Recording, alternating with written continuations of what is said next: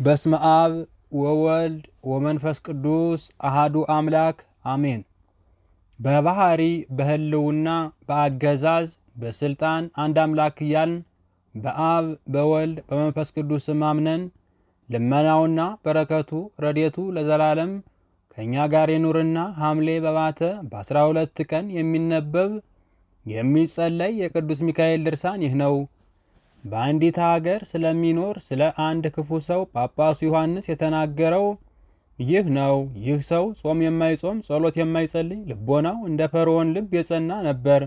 በዚህም ሰው ጎረቤት የእሱም የሚስቱ ሃይማኖታቸው የቀና አንድ ድሃ ሰው ይኖር ነበር። ሁልጊዜ ቅዱስ ሚካኤልን እያገለገሉና ያገኙትንም ለነዳያን ለችግረኞች ምጽዋት በመስጠት በዓሉን በማክበር ይተጉ ነበር።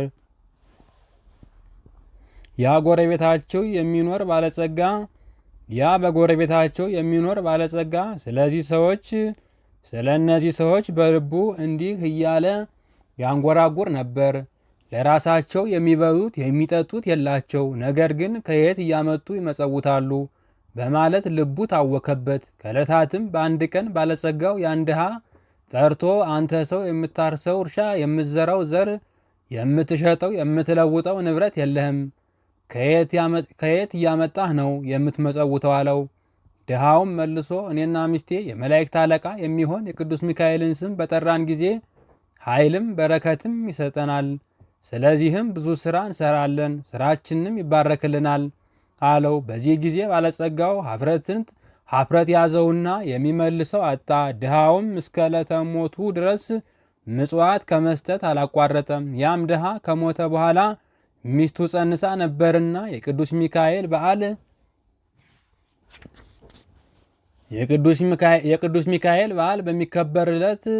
በሚከበርበት ዕለት ለመውለድ ምጥ ያዛት። በዚህም ጊዜ አቤቱ የመላእክት አለቃ የምትሆን ሚካኤል ሆይ ከዚህ በደረሰብኝ ሕማም ወሊድ የምጥ ጭንቅ አውጣኝ እያለች ስለተማለደች እግዚአብሔር ፈጥኖ ልመኗን ሰማት። በዚያውኑ ጊዜ ሚካኤልና ገብርኤል ከሰማይ ወርደው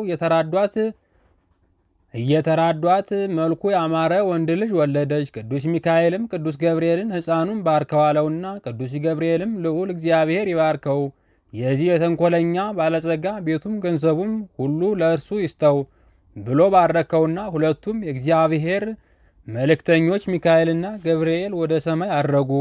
ያ ክፉ ባለጸጋ ሰው ግን በቤቱ ድርብ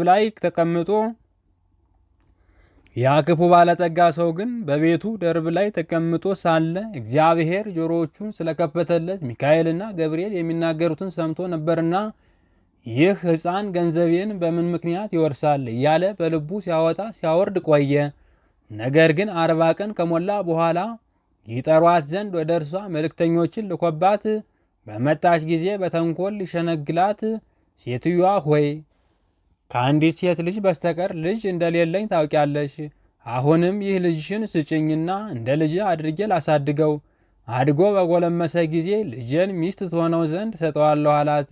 እሷም ስለ ችግሯ በጥያቄው ተደስታ እንካ ወስዳ አሳድገው፣ እግዚአብሔር በእሱ ላይ የወደደውን ያድርግ ብላ ከሰጠችው በኋላ ያ ሕፃን ከዛ ከባለጸጋ ጋር ለ3 ወር ያህል አብሮ ተቀመጠ። ከዚህም በኋላ ያ ባለጸጋ በዛን ሕፃን ላይ ተንኮል ያሴርበትም ጀመር። የሚያጠፋበትንም መንገድ ፈልጎ ውስደት በምትባል በታላቅ ስልቻ ውስጥ ከቶ አፉን አስሮ ብላቴኖቹን ወደ ባህር ይጥሉት ዘንድ አዘዛቸውና ወስደው ባህሩ ጣሉት። ቅዱስ ሚካኤል ግን ወደ ብላቴናው ወርዶ ወደ ሩቅ አገር ወስዶ ከባህር ወደብ ጣለው፣ አደረሰው። ከዚህ ሁሉ ነገር በኋላ በጎቹን ውሃ ያጠጣ ዘንድ አንድ በግ ጠባቂ ወደ ባህሩ መጥቶ ሳለ ያን ውስደት የተባለውን ታላቅ ስልቻ አገኘና በፈታው ጊዜ ያን ሕፃን አገኘው። ልጅ አልነበረውምና ፈጣሪ ሆይ ልጅ ስለሌለኝ ሰጠኸኝ፣ ፈጽሜ አመሰግናለሁ ብሎ ወደ ቤቱ ወሰደውና በቅድስት ሥላሴ ስም አጥምቆ ስሙንም ተስተላሶን ብሎ ሰየመው። ተላሶን ማለትም በግዕዝ ቋንቋ ዕንቁ ማለት ነው። ልጁም በቤቱና በንብረቱ ሁሉ ላይ አሰለጠነው፣ ሾመው። ብላቴናውም 20 ዓመት በሆነው ጊዜ በዛ ባለጸጋ ላይ ከባድ ችግር ደርሶበት ተላሶን ወዳለበት ሀገር ሄደ። ከዚያም የተላሶን አባት በግ ጠባቂውን ከመንገድ አግኝቶት ወንድሜ ሆይ የመሸብኝ እንግዳ ነኝና ትተኸኝ አትሂድ፣ በዛሬው ሌሊት ከቤት አሳድረኝ ብሎ ለመነው። እሺ እንዳልህ እደር፣ አንተም እንግዳ ነህና አለው። ከዚህም ከቤቱ አስገብቶት ሳለ አባቱ ልጁን ተላሶን ብሎ ሲጠራው ሰማው። ከዚህም ጊዜ ያ ክፉ ባለጸጋ ተላሶን ብሎ የጠራውን ይህ ስም ምን ትርጉም ነው? ስሙ ምን ትርጉም አለው ብሎ ጠየቀው። አባትየውም በጎችን ውሃ አጠጣ ዘንድ ወደ ባህር ዳርቻ ስወርድ አፏን የታሰረች ስልቻ ወድቃ አገኘው። ማሰሪያዋን ፈትቼ ባገኘኋት ጊዜ ይህንም ብላቴና አገኘው። ልጅ አልነበረኝምና ልጅ በማግኘቴ ደስ ብሎኝ ስሙን ተላሶን ብዬ ሰየምሁት። ስለዚህ ቤቴን ንብረቴንም ሁሉ እንዲያዝዝበት ለእርሱ ሰጠሁት አለው። ባለጸጋውም መለስ አድርጎ ይህንም ብላቴና ከባህር ዳርቻ ካገኘው ስንት ዘመን ዓመታት ይሆናል ብሎ ቢጠይቀው 20 ዓመት ቢበልጥ እንጂ አያንስም አለው። በዚህን ጊዜ ያክፉ ባለጸጋ የብላቴና እኔ ባህር የጣልሁት መሆን አለበት። አሁንም እንዲህ የሰማይ መላእክት እርስ በርሳቸው ሲነጋገሩ እንደሰማዋቸው ቤቴ ንብረቴንም ይወርስ ዘንድ እድል አልሰጠውም እያለ በልቡ አሰበ። በዛን ጊዜ ሰውነቱ ተቆጣ፣ ተንቀጠቀጠ። አባቱንም እባክህ ይህንን ልጅ ይሆነኝ ዘንድ ስጠኝ ልጅ የለኝምና አለው። አባትየውም እግዚአብሔር የማይመረምር ምስጢር በስልቻ ቋጠሮ ከባህር ዳርቻ ያስገኘልኝን ልጅ እንዴት አድርገ ስጠኝ ትለኛለህ? ይህንን ሕፃን ካገኘው ጀምሮ ቤቴ ተባርኳል። በሀብቴ በንብረቴ ሁሉ ላይ ጥፋት ወይንም ጉዳት ነገር ከቶ የወደረሰ የለም አለው። ያን ክፉ ባለጠጋ እንደሆነ የሁለቱ ባሮች መግዣ ዋጋ 30 ወቄት ወርቅ። ያም ክፉ ባለጸጋ እንሆ የሁለት ባሮች መግዣ ዋጋ 30 ወቄት ወርቅ ሰጣለሁ፣ ልጁንም ግን ትሰጠኛለህ አለው። በግ ጠባቂውም እሺ መልካም ነው፣ 30ውን ወቄት ወርቅ ስጠኝና ውሰድ አለውና ባለጸጋውም ወርቁን ሰጥቶት በግ ጠባቂውም ልጁን አስረከበው። ባለጸጋውም ያንን ሕፃንን ይዞ ሲሄድ ሩቅ አገር በደረሰ ጊዜ ይህንን ደብዳቤ ይዞ የመጣውን ተላሶን የተባለውን ጉልማሳ ወደ አንቺ በደረሰ ጊዜ ዛሬ ነገ ጊዜ ሳትሰጪ ፈጥነሽ አስገዲው፣ ቀድሞ ከባህር ውስጥ የጣልነው ሕፃን ነውና ሲል ለሚስቱ የመልእክት ደብዳቤ ጻፈ። ደብዳቤውንም በማኅተም አትሞ ለተላሶን ሰጠውና ይህ መልእክት ለባለቤቴ አድርስ፣ ያለሷ ለማንም እንዳታሳይ በማለት አስጠነቀቀው። ከዚህም በኋላ ተላሶን ደብዳቤውን ይዞ ጉዞውን ቀጠለ። በጉዞውም ላይ ሳለ ቅዱስ ሚካኤል ብዙ የመላእክት ሰራዊት በንጉሥ ጭፍራ አምሳያ አስከትሎ ሲሄድ አገኘው። ቅዱስ ሚካኤልም አንተ ሕፃን እንዴት አለ ሲለው፣ ሕፃኑም ጌታዬ ሆይ እግዚአብሔር ይመስገን ደህና ነኝ አለው። ቀጥሎም ይህ የሚያስከው ደብዳቤ ምንድን ነው አለው። ሕፃኑም ጌታዬ ለሚስቱ መልእክት አድርስልኝ ብሎኝ እሱ ነው አለው። ቅዱስ ሚካኤልም እስኪ ልመልከተው ብሎ ጠየቀው። በዚያን ጊዜ ያ የመልእክት ደብዳቤ ለቅዱስ ሚካኤል ሰጠውና አፍ ቢልበት ጽሑፉ ተደመሰሰ። እሱ የሐሰት መጽሐፍ ነው ነበርና። ቅዱስ ሚካኤልም ያክፉ ባለጸጋ በጻፈው የአደገኛ መጽሐፍ ፋንታ እኔ ባልሽ ከሄድሁበት ሩቅ አገር ይህንን ደብዳቤ መዳን ወደ አንቺ ይዞ የመጣ ብላቴና አባት የሚሆን በጣም ባለጸጋ የሆነ ታላቅ መኮንን አግኝቼ ልጄን ለልጁ ሚስት ትሆነው ዘንድ ለውጦ ለጥሎሽ የሚሆን ብዙ ወርቅና ብር ተቀብየዋለሁ። ስለዚህ የመልእክቴ በደረሰ ጊዜ ልጄን አጋቢውና በቤቴም በሀገሬም ታላቅ ደስታ አድርጉ፣ ብሩንና ወርቁንም ሁሉ ስጭው። ይህንንም ብቻ አይደለ በዱር ያለ ርስቴንም ንብረቴንም ከብቴንም የሚንቀሳቀስና የማያንቀሳቀሰውን ንብረቴንም በሙሉ አንዳችም ሳታስቀሪ አስረክቢው የሚል ደብዳቤ ጻፈለት። ደብዳቤውንም እንደቀድሞ በማኅተም አትሞ ለብላቴናው ሰጠውና ይዞ ሄደ። ከዚህም የመልእክቱን ደብዳቤ ለሚስቱ ሰጣትና በውስጡ ያሉትንም ትእዛዞች አንብባ ከተረዳች በኋላ እንደ ትእዛዙ ፈጸመች። ከአንድ ወር በኋላም ያ እቡይ ባለጸጋ ወደ ሀገሩ ተመልሶ ሲገባ ወደ ከተማ በተቃረበ ጊዜ ብላቴኖቹ አገኙትና ደህና አላችሁን ብሎ ጠየቃቸው።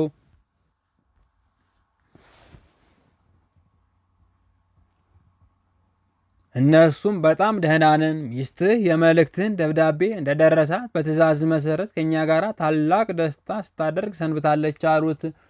እሱም በምን የተነሳ ምክንያቱስ ምንድን ነው ብሎ ቢጠይቃቸው አስይዘህ የላከው ብላቴና ልጅህን ሚስት ሆነው ዘንድ ዳሩለት ብለህ አዝዘህ ነበርና፣ ስለዚህ ልጅህን ዳረችለት። በቤትና በዱር ያለውንም ንብረትን ሁሉ አንዳችም ሳታስቀር ሰጠችው። አሁንም እንሆ እየበሉና እየጠጡ ከበሮና መሰንቆ በበገናም እየዘመሩና እየዘፈኑ በታላቅ ደስታ ላይ ይገኛሉ አሉት። ይህንንም በሰማ በኋላ ታላቅ ሐዘን አደረበት። ከፈረሱም አወጣለሁ ሲል እርካቡ ተበጠሰና ኮርቻው በታች ባለች በገዛ ሰይፉ ላይ ወደቀና ሆዱ ተሸርክቶ ሞተ። ሚስቱም ታላቅ ጩኸትና ዋይታ፣ ሁካታና ጫጫታ እንዲሁም መሪር ልቅሶን በሰማች ጊዜ ከፍተኛ ድንጋጤ አደረባትና ወዲያውኑ የሞተው ባሏ እንደሆነ በሰማች ጊዜ ከሰገነት ላይ ወድቃ ሞተች። ሁለቱም በአንድ ቀን ተቀብረው አደሩ። በዚህም ሁሉ ነገር በኋላ የብላቴና በስራው ሁሉ እግዚአብሔርን እያገለገለ ኖረ። ከእግዚአብሔር እንደተባረከና ሊቃነ መላእክት የሚሆን ቅዱስ ሚካኤልና ከቅዱስ ገብርኤል ባደረበት በረከት የጌታችን ኢየሱስ ክርስቶስ በዓላቶችን በሚሆኑ በበዓለ ገና፣ በኤጲፋንያ፣ በዓለ ጥምቀትና አስተርዮቱ እንዲሁም አምላክን በወለደች በእመቤታችን በዓላትና በየወሩ በ12 ቀን የቅዱስ ሚካኤልን በዓል በማክበር እግዚአብሔር ከሰጠው ገንዘብ ሁሉ ለነዳያን ለችግረኞች የመጸወተ ይኖር ጀመር። እንዲሁም እያደረገ ሲኖር ክቡር የመላእክት አለቃ የሚሆን የቅዱስ ሚካኤልን በዓል በሚከበርበት በኅዳር 12 ቀን አርፎ አምላኩን በወለደች በእመቤታችን አማላጅነት ርኅሩህ በሚሆን በቅዱስ ሚካኤል ልመናና እግዚአብሔርን ወልድን ሰው መሆን ያበሰረ በቅዱስ ገብርኤል ጸሎት ፍጹም መንግሥተ ሰማያትን ወረሰ። እንዲህም ቅዱስ ሚካኤል ያደረገውን ታምር ተቆጥሮ የማያልቅ ነው። ነገር ግን በስሙ ነዳያንን በምጽዋት እናሳስባለን። ነዳያንን በምጽዋት እናስባቸው ዘንድ እግዚአብሔርንም በጸሎቱ ያሳሰበ ኃጢአታችንን ያስረይልን ዘንድ ካደረጋቸው ታምራት ከብዙ ከጥቂቱ ጽፈናል። እነሆ እኔ የኢትዮጵያ ጳጳሳትና የተሾምኩ ዮሐንስ እግዚአብሔር የሰጠኝ፣ እናንተም ልጆቼ ሆይ ሰውን ወዳጅ በሚሆን በእግዚአብሔር ዘንድ ምሕረትን ይቅርታንና ባለሟልነትን እናገኝ ዘንድ ተግታችሁ ጸልዩ። የመላእክት አለቃ በሚሆን በቅዱስ ሚካኤል ጸሎት የወልደ እግዚአብሔርን ሰው መሆን ያበሰረ በቅዱስ ገብርኤል ልመና አምላክን በወለደች በእመቤታችን አማላጅነት በመጥምቁ ዮሐንስ ጸሎት በጻድቃን በሰማዕታት አማላጅነት በአርባዕቱ እንስሳ ኪሩቤል በ24ቱ ካህናተ ሰማይ ሱራፌል ልመና ይቅር ይለን ዘንድ ለአብ ለወልድ ለመንፈስ ቅዱስ ምስጋና ይሁን። የሊህ ቅዱሳን ሁሉ በረከታቸው ሀብተ ረድኤታቸው ከእኛ ጋር ይኑር ለዘላለሙ አሜን። ይህንን መጽሐፍ የጻፈውን ያጻፈውን ንባብና ምስጢሩን አስማምቶ የተረጎመውንም ያነበበውንም የሰማውንም ሁሉ በአንድነት እግዚአብሔር በመንግሥተ ሰማያት ይማረው አሜን። ተፈጥሮ ከነደ እሳት የሆነ ተቀዳሚ ተከታይ የሌለው እግዚአብሔር ወልድ አገልጋይ የሚሆን ማዕረጉ ከፍ ያለ ከናፍሩ የምስጋና መፍሰሻ የሆነ አንደበቱ የእሳት ብልጭታ ነጸብራቅ እሳት የሚወጣ መጎናጸፊያው መብረቀ እሳት የሆነ በነበልባለ እሳት የተሸለመ የተቀጠሉ ጎስቋሎቹ የሰይጣን ሰራዊት አጋንንት የሚታጨዱበት የሥላሴ ስልጣን ሰይፍ በእጁ የተያዘ የመላእክት አለቃ የሚሆን ቅዱስ ሚካኤል ያደረገው ታምር ይህ ነው። በልመናው በአማላጅነቱ ያመን የወንጌል ልጆች የምንሆን እኛን ሁላችንንም በሱ ዘንድ አደራ ይቀበለን፣ ከወገኖቹም ጋር ይጠብቀን፣ በየዕለቱም በረድኤቱ ይጎብኘን፣ እጁን ዘርግቶ ይባርከን፣ የጠላታችንም የሰይጣን ፈላጻዎቹ እንዳይነድፉን በከንፈ ረድኤቱ ይሰውረን፣ በጸሎቱ ጋሻም ይመክትልን። በዚህም ዓለም ካሉ እኩያት ፍትወታት ኃጣው እንድን ዘንድ ከዛሬ ጀምሮ እስከ ዘላለም ፍጻሜው ድረስ በየዘመኑ በየዓመቱ ሁሉ ጥበቃው አይለየን። ይልቁንም ተአምሩን የጻፉትን ሁሉንም በክንፈ ረድኤቱ ይሰውረው ለዘላለሙ አሜን። በአንዲት ሀገር አንድ ክርስቲያናዊ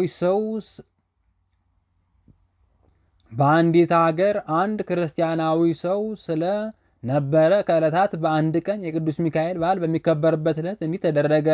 ከቁርባን ጊዜ በኤጲስቆጶሱ ከቀሳውስቱና ከዲያቆናቱ ጋር በቤተ ክርስቲያን ውስጥ ሥርዓተ ቅዳሴውን በሚያከናውንበት ጊዜ ክርስቲያን ወገን የሆኑ ጥቂቶች ሰዎች ሥጋውን ደሙን ለመቀበል ሕጉንና ሥርዓቱን በመያዝ በመሰረት ቆሙ። ሳለ እግዚአብሔር ወልድን የጌትነቱን ነገር በሚናገር ቃላተ ወንጌል የሚነበብበት ሰዓት በደረሰ ጊዜ እርኩስ መንፈስ ያደረበት ለብዙ ዘመን በኩያት አጋንንት ልዩ ልዩ ስቃይን ሲሰቃይ የኖረ አንድ ሰው መጥቶ ከቤተ ክርስቲያን ገባ። ሕዝቡንም እያዩት በታላቅ ቃል አሰምቶ እንዲህ እያለ ጮኸ። ከማደሪያዬ አስወጥተህ አባረርከኝ።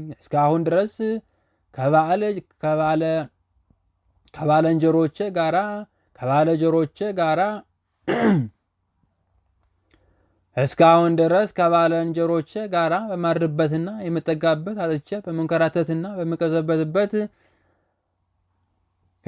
በመቅበዝበዝ እገኛለሁ። የመላእክት አለቃ ሚካኤል ሆይ ከስልጣን ስር ወዴት እሄዳለሁ? ከፊትስ ወዴት እሸሸጋለሁ? ከእጅህም ላመልጥ አይቻለኝም። ከሰማይ በታች ከምድርም በላይ ካሉ ቦታዎች በአራቱ ማዕዘንም አስወጥተህ ሰደድከኝ። ስምህም በጠራበት በቤተ ክርስቲያን በታነጸበት ቦታ ሁሉ መግቢያ ሰጠኸኝ እያለ የቤተ ክርስቲያንም ምዕመናን በተሰበሰቡበት ጊዜ የመንፈስ ርኩስ በታላቅ ቃል ይጮህ ነበር። ያን ጊዜ ቅዱስ ሚካኤል ከሰማይ ወረደና ብርሃን ለብሶ መብረቀ ስብሐት ተጎናጽፎ ተአምረ መስቀልን ያለበት ትምህርተ መስቀል ያለበት የወርቅ ዘንግ በመያዝ ተገልጾ ታየ። በዚያን ጊዜ በዛ ሰው ላይ አድሮ የነበረውን መንፈስ ርኩስ ሰይጣን በቤተ ክርስቲያኑ ውስጥ በሚገኘው በመሰዊያው አጠገብ በታቦቱ በስተግራ በኩል ሰቅሎ በያዘው በትረ መስቀል ደበደበው። ሰይጣኑም በታላቅ ቃል እንዲህ ሲል ይጮህ ጀመር። ወዮልኝ! በእጄ ለያዝኩት ለኔ ለተያዝኩት ለኔ ወዮልኝ! ወዮልታ አለብኝ። በእጅህስ በምን አመልጣለሁ? ከእጅህስ በምን አመልጣለሁ? የመላእክት አለቃ ቅዱስ ሚካኤል ሆይ ደፍሬ ወደ ቤተ ክርስቲያን በመግባቴ ታላቅ በደልን ሰርቻለሁና፣ ነገር ግን ትተወኝ ዘንድ ይቅርም ትለኝ ዘንድ ይህንን ታላቅ ስልጣንና ክብር በሰጠህ በእግዚአብሔር አምልሃለሁ። እንሆ ከእንግዲህ ወዲህ ወደ ቤተ ክርስቲያንህ እንዳልገባ ስም በሚጠራበት ቦታ ሁሉ መታሰቢያንም በሚደረግበት ቦታ ሁሉ እንዲህም በጸሎት በሚተማመኑ ሁሉ አጠገብህ እንዳልደርስ እምልልሃለሁ አለ። ይህንን ተናግሮ ሕዝቡ ሁሉ እያዩት በታላቅ ኀፍረትና ፍርሃት በቤተ ክርስቲያን ወጥቶ ሄደ።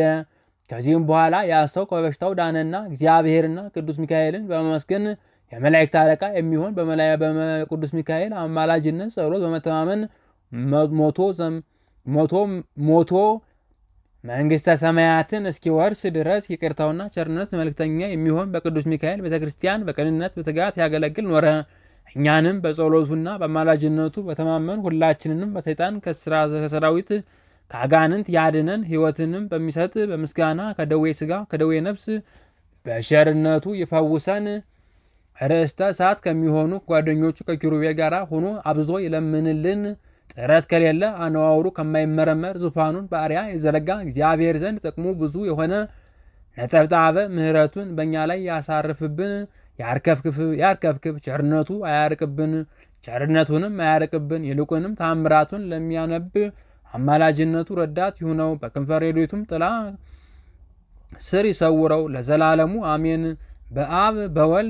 በአብ በወልድ መንፈስ ቅዱስ ስም አምነን በባህሪ በህልውና በአገዛዝ አንድ አምላክ ብለን ሐምሌ 12 ቀን የቅዱስ ሚካኤል የመታሰቢያው በዓል ዕለት የሚጸለይና የሚነበብ ድርሳን እናገራለን።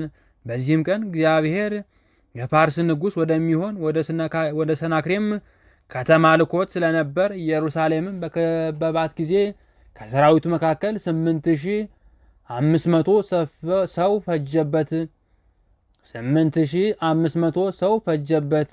ሰናክሬም በንጉሱ በሕዝቅያስና በአምላኩ በእግዚአብሔር ላይ ዛሬ በእጄ ማን ነው የሚያድናችሁ? ዛሬ ከእጄ ማን ነው የሚያድናችሁ? በማለት የስድብና የዘለፋ ደብዳቤ ላከ። የይሁዳ ንጉሥ ሕዝቅያስም በእሱ ላይና በፈጣሪውም በእግዚአብሔር ላይ የተሰነዘረውን ይህንን የእብሪት አነጋገር በሰማ ጊዜ እጅግ አዘነ። ከሐዘኑም የተነሳ ማቅ ለበሰ። ሕዝቡንም ሀገሩንም ኢየሩሳሌምን ያድን ዘንድ ወደ ቤተ እግዚአብሔር ገብቶ እየወደቀ የተነሳ ይጸልይና እግዚአብሔርንም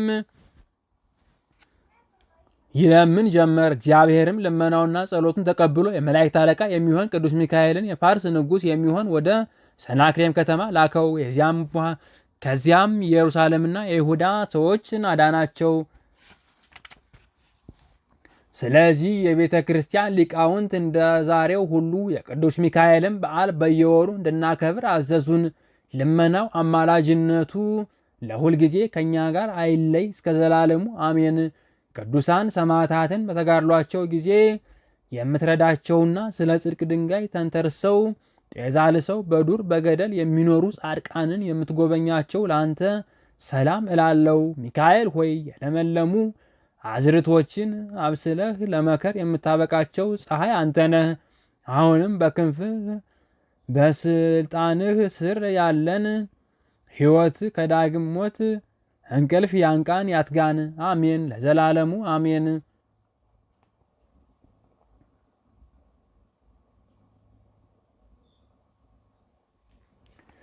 ወስብሐት ለእግዚአብሔር ወለወላዲቱ ድንግል ወለመስቀሉ ክቡር። ይቆየን። ለቻናሉ አዲስ የሆናችሁ ሰብስክራይብ፣ ላይክ፣ ኮሜንት በማድረግ አበረታቱን።